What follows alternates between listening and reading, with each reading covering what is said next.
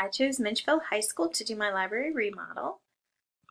This is the before and after. This is the before. Great workspaces, they're going to stay.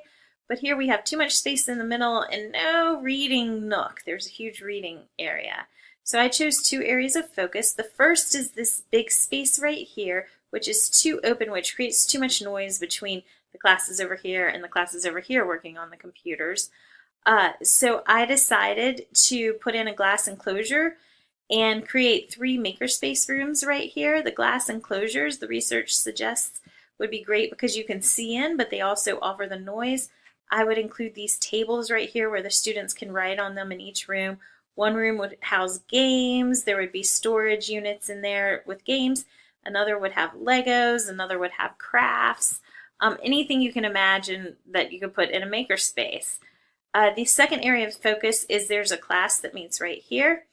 And right in the middle of the fiction section, there are these 2 chairs right here in this large section. So I thought that you could move the chairs over here, move the shelves around a little bit, and then add these stackable chairs where students could move and make reading nooks wherever. Research suggested that that was important.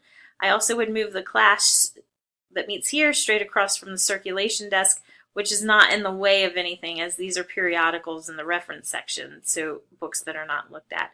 So the main thing I would change is adding this, which would, the supplies and labor would be donated, so we would just be buying the tables and moving the class over here and the chairs over here, and then movable reading nooks.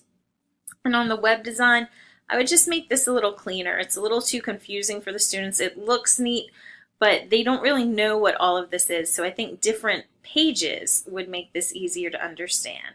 That's our remodel.